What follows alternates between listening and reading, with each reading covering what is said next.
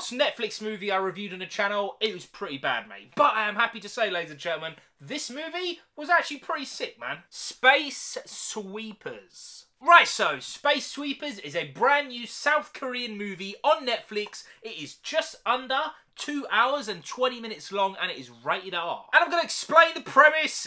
It is pretty crazy, mate. The movie takes place in 2092, and the world is mashed up, mate. Just everything's brown. The flowers don't grow. There's sand everywhere. It is mashed, mate. Post-apocalyptic thing, 101. You know how it goes. The world is just...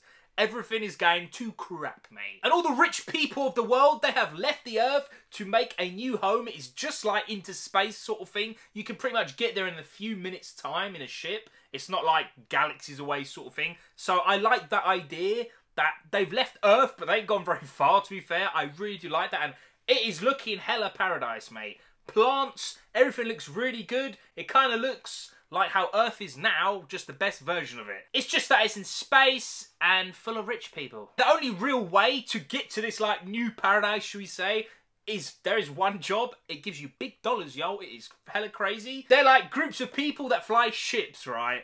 And they are cleaning up the debris, just the rubbish that's orbiting the Earth. It sounds a bit rubbish, literally, but it's done really good in this movie, man. It's really, really sick. And you see, like, a lot of it within like, the first 20 minutes of the story. By the way, that is the premise. That is the world in which the movie is set in.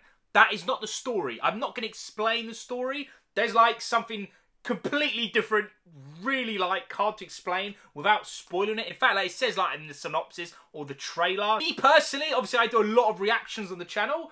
I kind of wish I didn't see the trailer. I would have preferred going into this movie like totally fresh. I think I would have enjoyed it even more. But for the large majority of this movie, it is really, really good. Now, cast-wise, I personally don't recognise anyone. Everyone does a really, really good job. There is one character. I can't explain who it is because it's like extremely integral to the story. They could have been so bad. It would have absolutely destroyed the movie. But yeah, they've done a really, really good job. There's actually an android in this movie.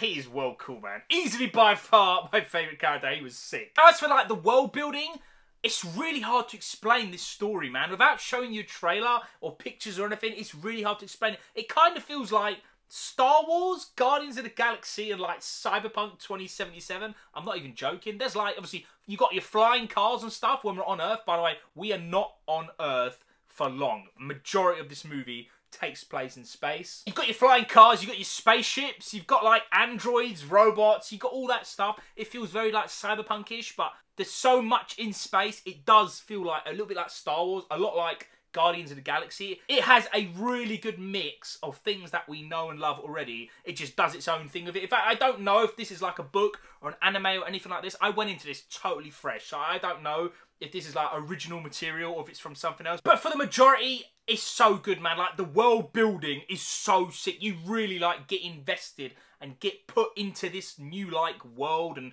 planet and space and ships and all that good stuff, which for the majority works really, really well. There is one like negative that's mixed up within that. I'll talk more about that right at the end. But the majority of this movie is genuinely positive, man. The world building, the characters, the CGI, man. I don't know what the budget was for this movie. It looked pretty high, man. I mean, there are only a very few amount of scenes where you're like, yeah, that is blatantly CGI. But visual-wise, it looks so good, and they've built, you can tell, a lot of the sets in real life, which I always really do appreciate. It just gives it like an authentic look to it. But yeah, all the visuals, the sound, characters, all that stuff was so good. As for my negatives, there's only really two. My biggest complaint, believe it or not, is there is so much in this movie. So many plot threads. It is crazy, mate. There's so much stuff. And yeah, the movie is literally like 2 hours and 17 minutes long. So it is a long movie. I'm not even going to lie. I think they should have added like 10 more minutes into it because there is so much stuff going on. And majority of it, I really liked. It just some of the plot threads felt a little bit like,